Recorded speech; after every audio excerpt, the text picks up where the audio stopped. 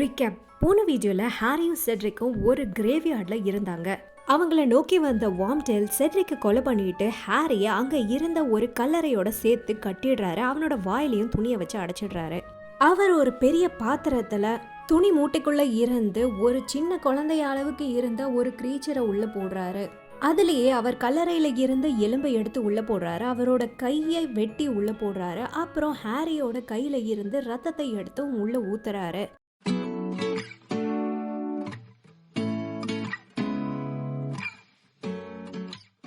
Chapter 32 Flesh, Blood and Bone Part 2. அந்த கால்ட்ரனில் கொதிச்சிட்டு இருந்த போர்ஷன் இப்போ அதில் இருந்து ஸ்பார்க்ஸ்லாம் உருவாகாமல் அப்படியே ஸ்டாப் ஆகிடுது. ஆனால் அதுக்கு பதிலாக மேலே வெள்ளையாக புகை வருது. அதில் இருந்து ரொம்ப புகை வந்தனால ஹாரியால் அவனுக்கு முன்னாடி நடக்கிறத எதையுமே பார்க்க முடியல. ஹாரி மனசுக்குள்ளேயே வேண்டிக்கிட்டு இருக்கான், அது எப்படியாவது தப்பாக போயிடணும், அது உள்ளேயே மூழ்கி இருக்கணும், அது செத்து போயிருக்கணும் அப்படின்னு சொல்லிட்டு அவன் மனசுக்குள்ளேயே வேண்டுறான். ஆனால் அந்த புகைக்கு நடுவில் இருந்து அவனுக்கு இப்போ ஒரு அவுட்லைன் தெரியுது. ஒரு ஆள் நிற்கிற மாதிரியான ஒரு அவுட்லைன். என்னோட ரோப்ஸை கொடு அப்படின்னு அந்த கோல்ட் வாய்ஸ் சொல்லுது. உடனே அழுதுகிட்ட இருந்த வார்ம்டேல் எந்திரிச்சு கீழே இருந்த கருப்பு ரோப்ஸை எடுத்து அதை அவர்கிட்ட கொடுக்கறாரு.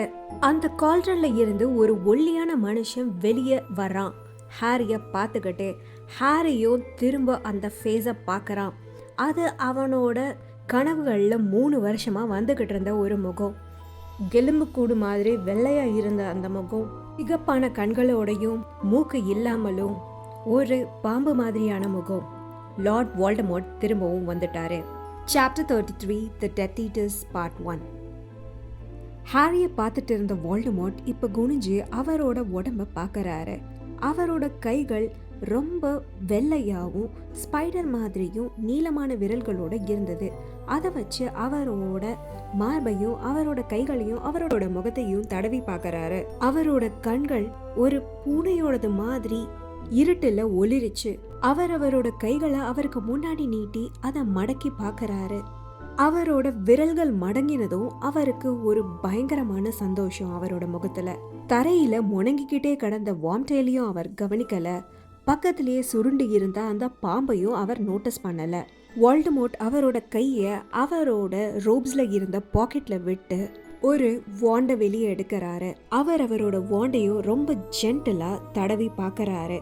அதுக்கப்புறம் அதை ரைஸ் பண்ணி அதை வார்ம்டேல் மேல பாயிண்ட் பண்ணி வார்ம்டேல தரையில இருந்து எழும்ப வச்சு ஹாரி இருந்த அந்த கல்லறை மேல தூக்கி வீச வைக்கிறாரு. கல்லறைக்கு பக்கத்துல தரையில விழுந்த வார்ம்டேல் இப்போ அழுதுகிட்டு இருக்காரு. வால்டமோர்ட் ஒரு பயங்கரமான வில்லத்தனமான சிரிப்பை சிரிச்சுட்டு இப்போ ஹாரிய பாக்குறாரு. வார்ம்டேலோட ரோப்ஸ் எல்லாம் இப்போ ரத்தமா இருந்தது. ஏன்னா அவரோட துண்டிக்கப்பட்ட கைய அதுல சுத்தி வச்சிருந்தாரு. மை லார்ட் நீங்க ப்ராமிஸ் பண்ணீங்க, நீங்க எனக்கு ப்ராமிஸ் பண்ணீங்க அப்படின்னு வார்ம்டேல் அழுதுகிட்டே சொல்லறாரு. உன்னோட கையை நீட்டு அப்படின்னு வால்டமோர்ட் சொல்லறாரு. ஓ மாஸ்டர், ரொம்ப நன்றி மாஸ்டர் அப்படின்னு வார்ம்டேல் சொல்லிட்டு அவரோட ரத்தம் சொட்டிக்கிட்டு இருக்க கையை நீட்டுறாரு. ஆனா வால்டமோர்ட் சிரிச்சிட்டு உன்னோட இன்னொரு கை வார்ம்டேல் அப்படின்னு சொல்லறாரு.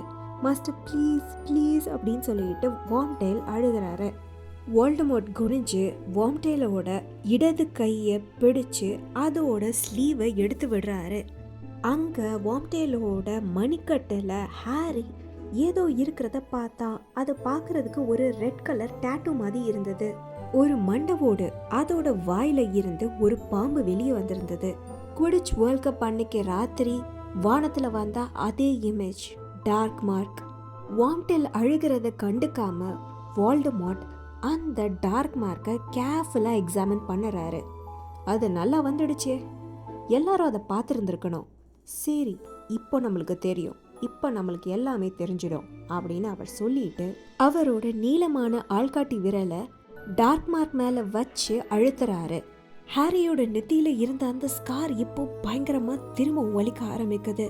வால்டமோர்ட் அவரோட விரலை வார்ம்டேலோட மார்க்ல இருந்து எடுக்கிறாரு. அப்போ ஹாரி அதை பார்க்கறான்.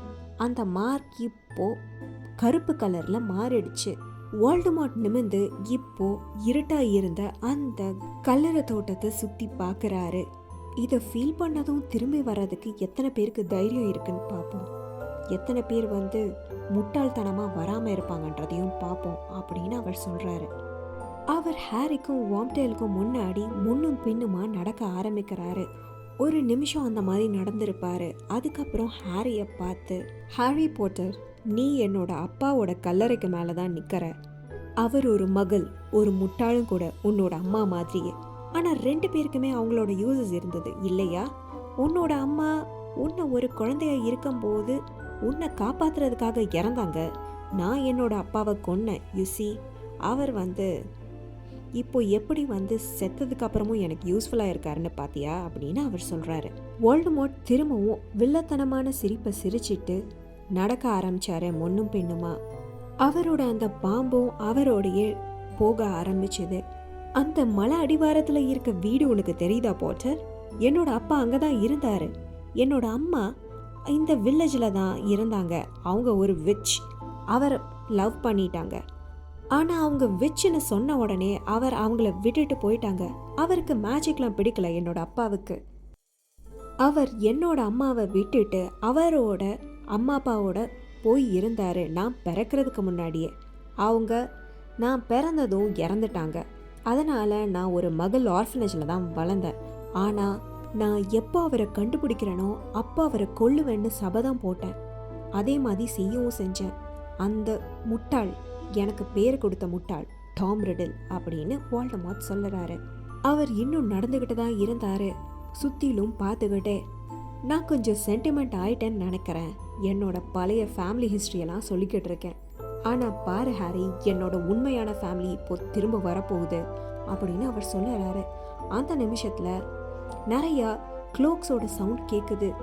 கிரேவ்ஸ்க்கு நடுவுலையும் யூட்ரி பக்கத்துலையும் நிறைய ஷேடோவியான இடத்துலையும் விசார்ட்ஸ் நிறைய பேர் ஆப்பரேட் பண்ணுறாங்க.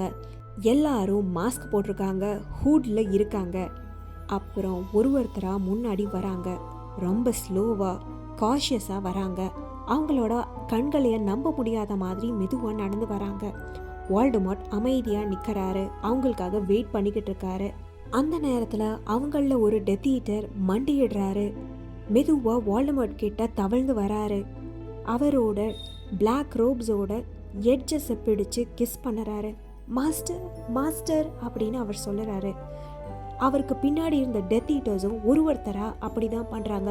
எல்லாரும் அவங்க மண்டிட்டு மெதுவாக வோல்டமோர்ட்டோட ட்ரெஸ்ஸை கிஸ் பண்ணுறாங்க. அப்புறம் பின்னாடி அப்படியே போகி எந்திரிச்சு நின்று ஒரு சர்க்கிளில் நிற்கிறாங்க. ஆனால் அந்த சர்க்கிளில் அங்கங்கே கேப் இருந்தது.